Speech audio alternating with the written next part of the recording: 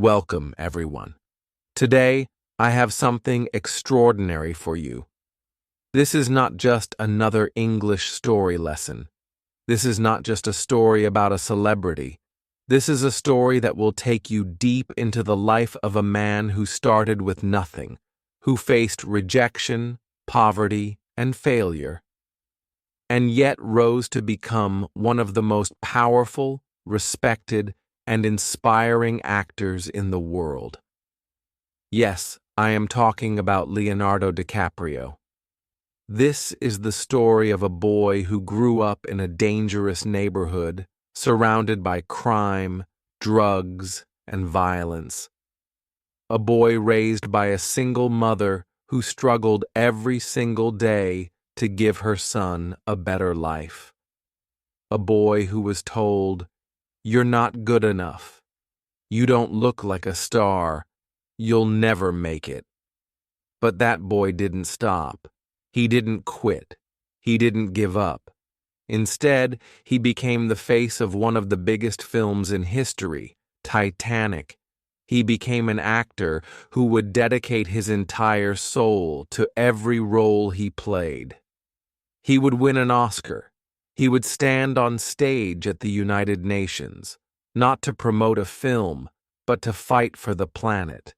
He would become a global icon, not just for his fame, but for his heart, his focus, and his vision. So, if you want to learn English, if you want to improve your listening skills, and if you want to feel truly inspired, stay with me till the very end. This is not just a story. This is a journey, and as we tell it, your English will grow with it. Step by step, word by word, sentence by sentence, because here we learn English through powerful stories, and there is no better story to begin with than that of Leonardo DiCaprio. Part 1. A Child of Dreams and Struggles. Leonardo Wilhelm DiCaprio was born on November 11, 1974, in Los Angeles, California, in a poor neighborhood. His full name, yes, Wilhelm, was inspired by his German roots, but his first name, Leonardo, came from a special moment. His mother, Irmeline, was pregnant and standing in front of a painting by Leonardo da Vinci in a museum in Italy. At that moment, she felt her baby kick inside her womb. That was the moment she knew she would name her son Leonardo. He was born to Ermeline Indenbirken, a legal secretary, and George DiCaprio, an underground comic book artist and distributor. His parents were passionate, creative people, but their relationship didn't last. When Leonardo was just 1 year old, his parents separated. His father moved out, and Leonardo stayed with his mother. But here's what makes the story powerful. Even though his parents were no longer together, they both stayed involved in his life. His father lived nearby, and both parents made sure Leo got the best they could give him, even when they had very.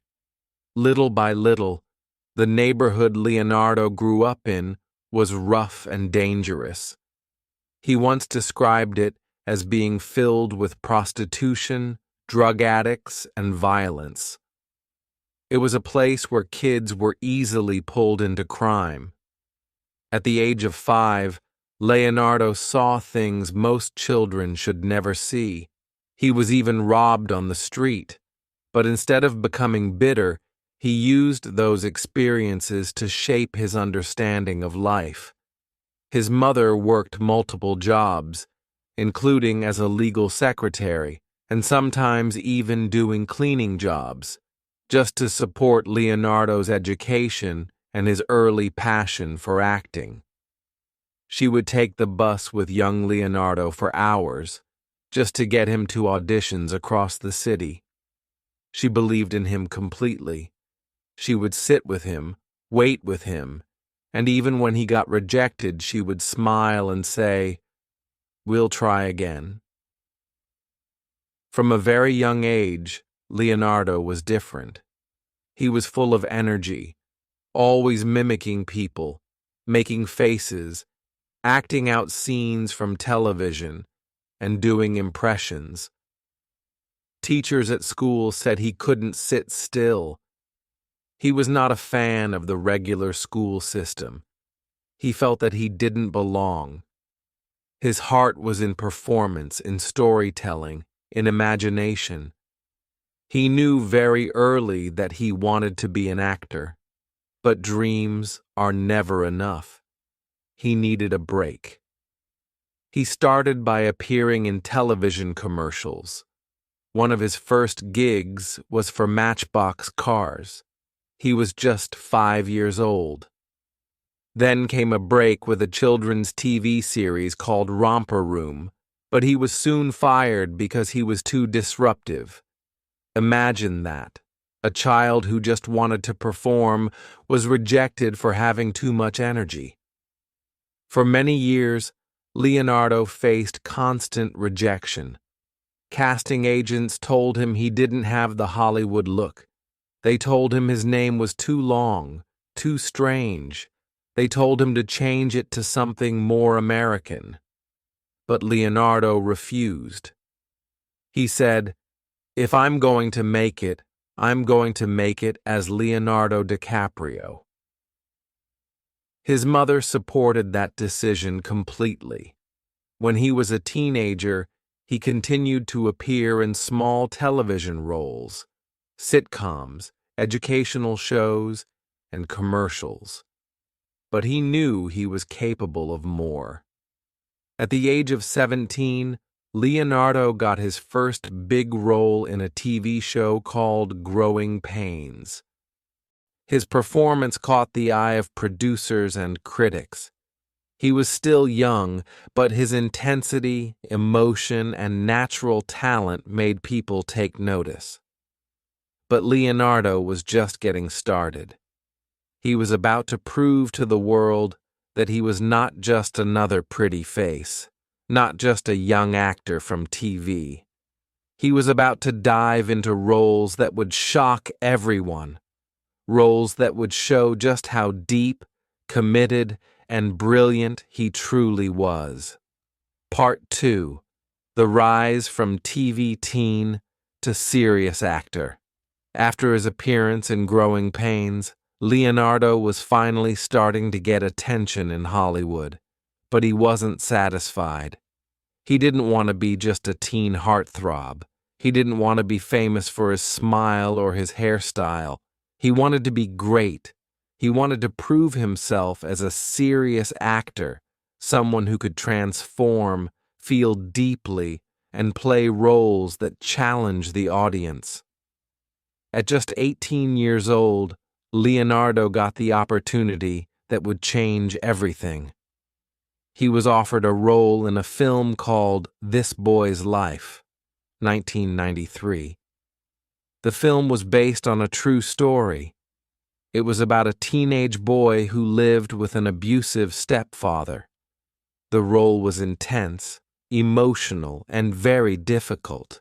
But what made this opportunity even more incredible was the man playing the stepfather, Robert De Niro. Robert De Niro wasn't just any actor. He was a legend. A man known for powerful roles in movies like Taxi Driver, Raging Bull, and The Godfather, Part 2. For Leonardo, acting alongside De Niro was both terrifying and exciting. He knew this was his chance. If he could stand tall in front of a legend, the world would finally take him seriously. So how did he prepare? Leonardo didn't just learn his lines. He studied the entire script. He thought about his character's life, his pain, his anger, his fears. He would sit alone for hours, imagining himself as that boy. When the camera started rolling, Leonardo gave everything. His scenes were full of emotion. He wasn't just acting, he was living the role. De Niro was impressed. So were the critics. Suddenly, Hollywood wasn't talking about a teenage boy from Growing Pains. They were talking about a real actor, a young man with raw, natural talent, a performer who could go deep into the soul of a character. But Leonardo wasn't finished. He was just warming up. That same year, he took on another challenging role in a film called What's Eating Gilbert Grape, 1993. This time, he played the role of a mentally disabled boy named Arnie Grape, living in a small town with his brother and overweight mother. The main character, Gilbert, was played by another young actor named Johnny Depp, who was already quite famous. But when the film was released, all eyes turned to Leonardo. His performance as Arnie was unbelievable. He studied children with disabilities, watched their body language, listened to how they spoke, how they moved, how they smiled, how they struggled. He didn't try to imitate a disability. He tried to understand it. He showed Arnie as a person with feelings, dreams, and joy, not just as a medical condition. When the film came out, audiences were shocked. Many people thought the director had hired a real disabled boy. They couldn't believe Leonardo was acting. His performance was so powerful, so moving, that he was nominated for an Academy Award, an Oscar for Best Supporting Actor. Let's pause and think about that. He was just 19 years old, a boy who grew up in poverty, a boy who had no connections, a boy who was told to change his name, was now being celebrated by the biggest film award in the world, and yet he stayed humble. He didn't let the fame go to his head. He didn't rush into action movies or million-dollar paychecks. Instead, he carefully picked his next roles. He looked for stories that mattered, characters that were real, emotional, and complicated. In the following years, Leonardo continued to impress. In The Basketball Diaries, 1995, he played a high school basketball star who falls into drug addiction. The scenes were raw, dark, and painful. Again, he gave everything, his face, his body, his voice, everything to make the character feel real. In Total Eclipse, 1995, he played a young French poet, Arthur Rimbaud. It was a controversial role because it explored the poet's complex romantic relationship with another man. Many actors were afraid to take such a role, but Leonardo didn't care about controversy. He cared about truth. He wanted to explore all kinds of human emotions, all kinds of stories. And then in 1996, something huge happened.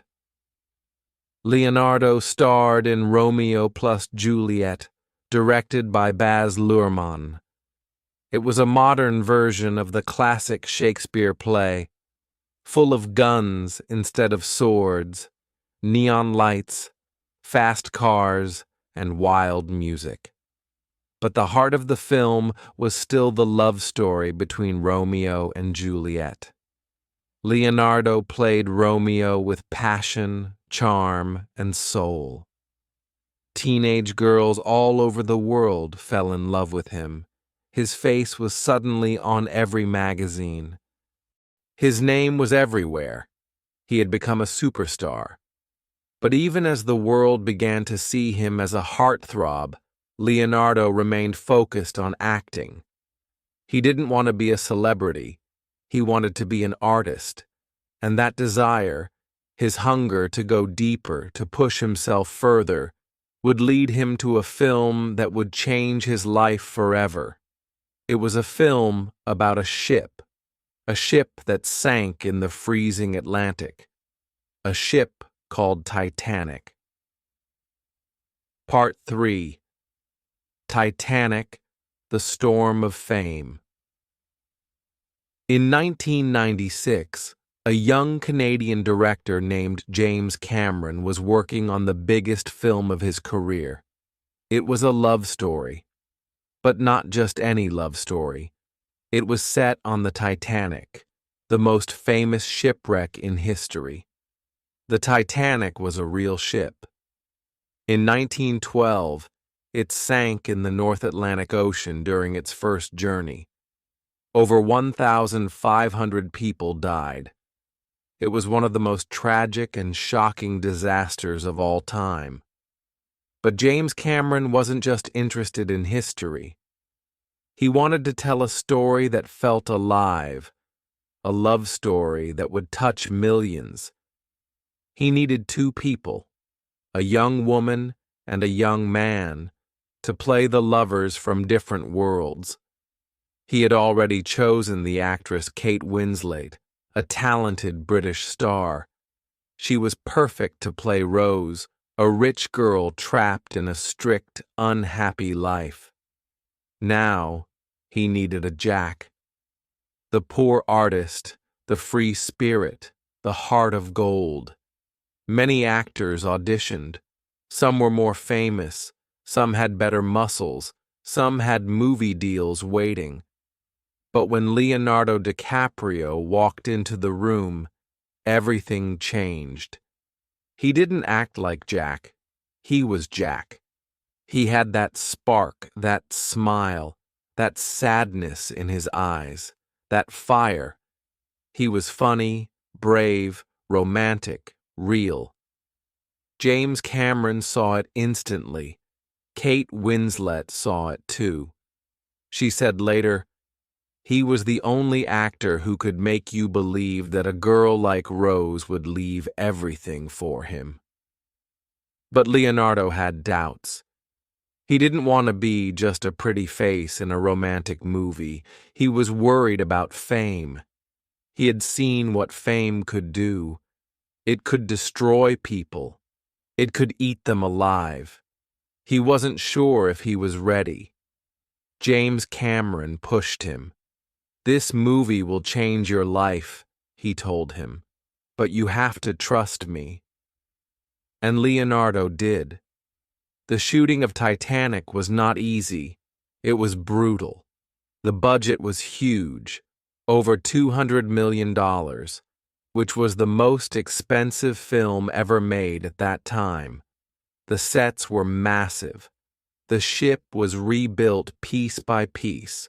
The water was freezing. Days were long. Sometimes Leonardo and Kate had to shoot scenes while shaking with cold. Sometimes they stood in wet clothes for hours. But Leonardo never gave up. He treated the role with full honesty. He didn't play Jack as just a charming boy. He showed his passion, his courage, his kindness, his sadness. He gave Jack a soul. When the film finally came out in December 1997, no one was ready for what happened next. The world exploded. People didn't just like Titanic. They were obsessed. Women, men, children, teenagers. Everyone rushed to the cinema. People watched it 5 times, 10 times, some even more. In some cities, fans cried outside theaters because tickets were sold out. And at the heart of it all was Leonardo. He was no longer just a famous actor. He had become a global phenomenon. Posters of him as Jack were on bedroom walls in Japan, India, Brazil, Egypt, Italy, everywhere. His hair, his eyes, his smile. Every teenager wanted to look like him, talk like him, be like him. He was called the King of the World, just like his famous line from the movie. But fame is a strange thing. On the outside, Leonardo was shining. He was on magazine covers. He was invited to every event. He was making millions. But inside, he was overwhelmed. He couldn't walk outside without being followed. He couldn't eat at a restaurant without crowds. He couldn't even go to the bathroom in peace. Cameras were everywhere. People screamed when they saw him. Some even cried or fainted. Every moment of his life was watched. He started to feel trapped. He once said, "Fame after Titanic felt like a little prison." It was no longer about acting. It was about surviving the noise.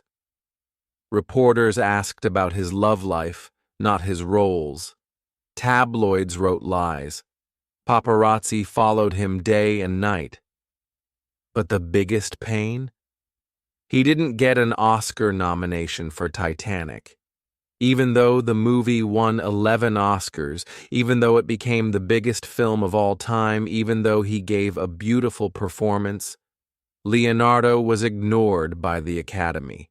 He was heartbroken. He didn't say it publicly, but people close to him knew it hurt him deeply. He had worked so hard, pushed so far, and the one thing he truly wanted, recognition as a serious actor, was taken from him. So what did he do? He disappeared. For a while, he avoided big roles. He took time off. He focused on art, on life, on nature. He traveled. He read. He thought. And when he came back, he didn't choose another blockbuster. He chose films that were different, films with soul, like The Beach, 2000, a story about searching for paradise, like Catch Me If You Can, 2002, a fast, clever film based on a true story. He stepped back.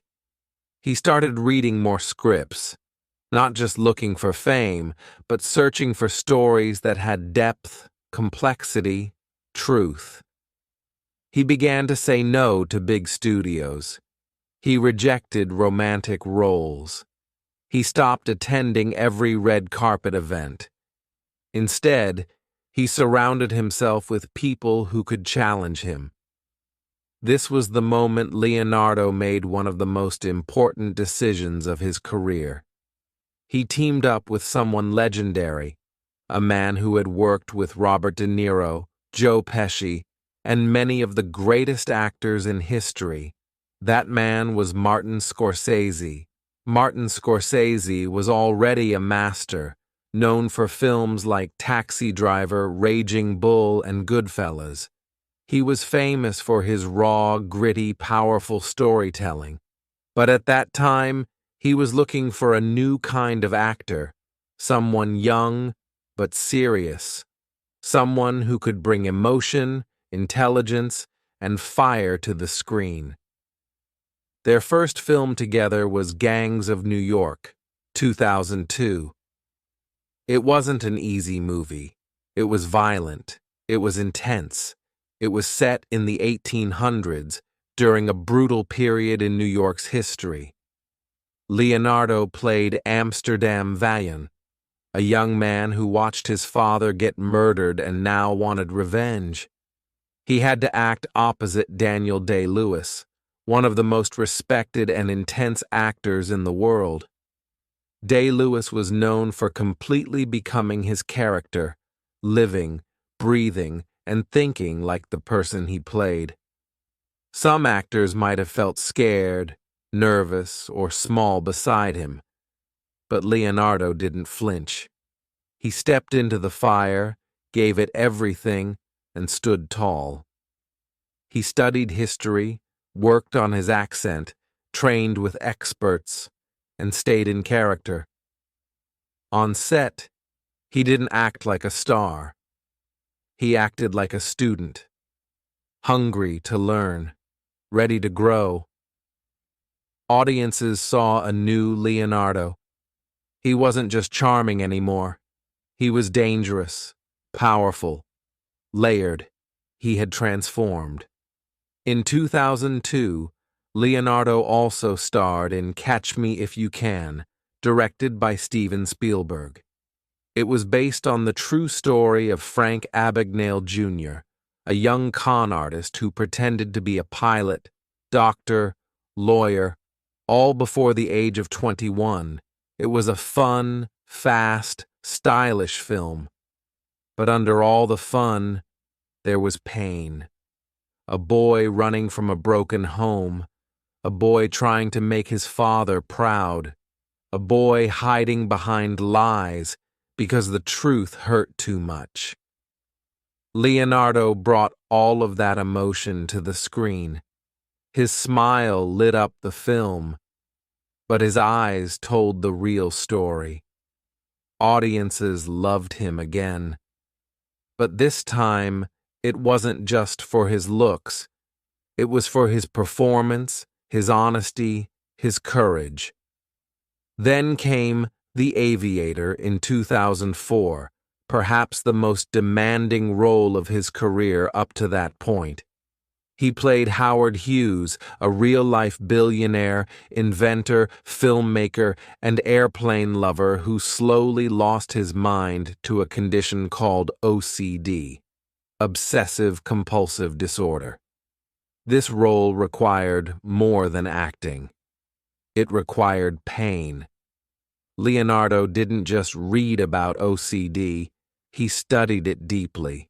He talked to doctors, read books, and even locked himself in rooms for hours to feel the anxiety, the fear, the obsession. He wanted to understand what it was like to be trapped in your own mind. He changed his voice, his posture, his movements. In one scene, he sits naked in a theater, repeating the same line again and again, shaking, sweating, breaking down. It was haunting. It was brave. It was unforgettable. And finally, the Academy noticed. Leonardo was nominated for Best Actor. He didn't win, but it didn't matter. The world now saw what he had always believed. Leonardo DiCaprio was not a teen idol. He was a serious, powerful, committed actor. In 2006, Leonardo gave not one, but two outstanding performances. First, in Blood Diamond, he played a diamond smuggler in war-torn Africa. His character was rough, selfish, dangerous, but slowly he finds a conscience. Leonardo trained with African soldiers, practiced the South African accent for months, and even visited war zones. His performance was raw, emotional, unforgettable. He earned another Oscar nomination. In the same year, he reunited with Scorsese for The Departed, a dark crime thriller set in Boston. He played an undercover cop hiding inside a violent gang, risking his life every second. That film won Best Picture. It was one of Scorsese's biggest hits. And Leonardo's performance? Explosive. You could feel the stress in his body, the panic in his eyes, the fear in every breath. Many say he should have won the Oscar right then. But once again, he was nominated, not awarded.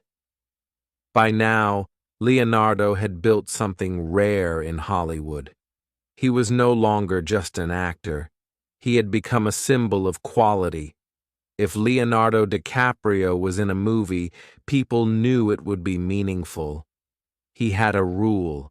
He would only work with great directors. And he kept his private life quiet. No scandals, no cheap fame. He focused on his craft. He turned down superhero films. He avoided franchise deals.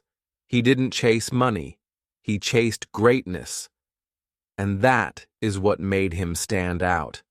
That's what made people respect him, not just as a celebrity, but as an artist. Part 4. The Final Ascent. How Leonardo DiCaprio became a legend. After decades of hard work, powerful performances, and a commitment to artistic integrity, Leonardo DiCaprio had everything: respect, fame, success. But there was still one thing missing: an Oscar. That little golden statue, the most prestigious award in acting, had eluded him again and again. He had been nominated several times. Audiences and critics alike said, if anyone deserves it, it's Leo. But every time the moment came, someone else's name was called. The world watched, confused, hurt. Why? Why not Leo? And yet, DiCaprio never complained. He never broke down in interviews. He never stopped trying. He just smiled, thanked the Academy, and went back to work, choosing films that mattered, that challenged him, that gave him no rest until he had delivered something unforgettable. And then came the film that would change everything, The Revenant, 2015. This was not just a film, it was a war. Leonardo DiCaprio took on the role of Hugh Glass, a real-life frontiersman from the 1800s who was mauled by a bear and left for dead, but somehow survives and crawls through snow and wilderness to find the men who betrayed him. This was not a studio set with green screens and coffee breaks. This was raw, real, and ruthless. The director, Alejandro G. Iñárritu, known for Birdman, wanted everything to be shot in natural light, in remote locations, in freezing temperatures. No faking it, no shortcuts. And Leonardo said, yes. Here's what he had to go through.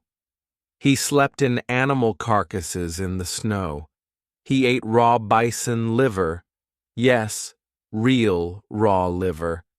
He waded through icy rivers, sometimes for hours. He fought with wolves, crawled with broken bones, screamed without words. But it wasn't just physical. Leo had to become a man who had lost everything: his son, his strength, his hope, and still pushed forward. There was very little dialogue. Most of the performance came through his eyes, his body, and his silence. Every breath he took on screen felt like a battle. And when the film came out, people were stunned. They didn't see Leonardo, the actor. They saw Hugh Glass, broken, bloody, desperate, and somehow still alive. Critics called it the performance of a lifetime. Audiences whispered, this time he has to win. And finally, on the night of the 88th Academy Awards, when the presenter opened the envelope and said those long-awaited words, Leonardo DiCaprio, the world erupted. He stood up slowly. The audience gave a standing ovation. Every camera pointed at him. Every heart was with him. He walked to the stage, not as a movie star, but as a man who had earned the respect of the entire planet. And when he held that Oscar in his hands, he didn't make the moment about himself. He didn't cry. He didn't boast. Instead, he spoke about something much bigger. He said, climate change is real. It is happening right now. It is the most urgent threat facing our entire species. Let us not take this planet for granted. I do not take this night for granted. Because by now, Leonardo wasn't just an actor. He was an activist, a philanthropist, a voice for the earth. He had started the Leonardo DiCaprio Foundation, which supports environmental causes, protects endangered animals, fights global warming, and educates people about saving the planet. He used his fame not just for films, but for change. After winning the Oscar, Leonardo could have slowed down, but he didn't. He kept working with brilliant directors. In Once Upon a Time in Hollywood, 2019, directed by Quentin Tarantino, he played an aging actor trying to stay relevant. It was funny, emotional, and deeply personal. In Don't Look Up, 2021, he played a scientist warning the world about an incoming comet. The film was a clever metaphor for climate change, something he passionately speaks about. He also started producing films and documentaries, not just starring in stories, but creating them. He met world leaders, spoke at the United Nations, walked in climate marches, donated millions to save forests, oceans, and animals. He proved that fame is not just a gift, it's a tool, and you can use it to build something beautiful, something that matters. So, who is Leonardo DiCaprio? Really? He is a child from a poor neighborhood in Los Angeles, a teenager rejected by many because of his look and name, a young heartthrob who refused to be trapped by his beauty, a man who chose art over fame, depth over glamour, an actor who gave his entire body, mind, and soul to every role, a human being who chose to fight for the planet instead of just enjoying luxury. He is not perfect. He has made mistakes. He has had relationships that didn't work out. He has been criticized for his lifestyle, but he never claimed to be flawless. What he did, and continues to do, is strive, grow, try, and inspire. As we come to the end of this unforgettable journey, let's take a moment to step back and truly understand what Leonardo DiCaprio's life teaches us. He is not just a Hollywood icon. He is not just the man from Titanic. He is not just someone with a handsome face and global fame. Leonardo DiCaprio is a symbol of patience, of purpose, of progress. Today, his net worth is estimated to be over $300 million. He owns beautiful homes, luxury cars, a private island. But that's not what makes him rich. What makes him rich is how he never gave up on his dream. Lessons from Leonardo's life. 1. Believe in your dreams, even if others laugh. When Leonardo was just a young boy in a small apartment, people told him he'd never make it. His name was strange. He was rejected many times, but he believed in himself when no one else did. 2. Don't let success trap you. Let it push you. After Titanic, he could have taken the easy path, but he didn't. He rejected fame's comfort and chose the difficult road, the road of great storytelling and meaningful characters. 3. Failure is not the end. It is fuel. He lost the Oscar again and again, but he didn't give up. He didn't blame anyone. He worked harder. And when his time came, the world stood up and clapped for him. 4. Use your voice for something bigger than yourself. Even with money and fame, Leonardo didn't forget his responsibility. He fights for climate change. He supports wildlife. He speaks for the earth. Because success is not just about what you achieve, it's about what you give. 5. Never stop evolving. He's no longer just an actor. He's a producer, a philanthropist, a global voice. He's proof that growth never ends. And now, to you, the listener. Maybe you are sitting in a small room today, doubting your dreams. Maybe people laugh at your goals. Maybe life has pushed you down again and again. But remember this: Leonardo was once a boy like you, like me, like us. No connections, no fame, no guarantees, just a dream, a deep belief, and a fire in his heart, and that was enough. So never give up. You don't need to be born great.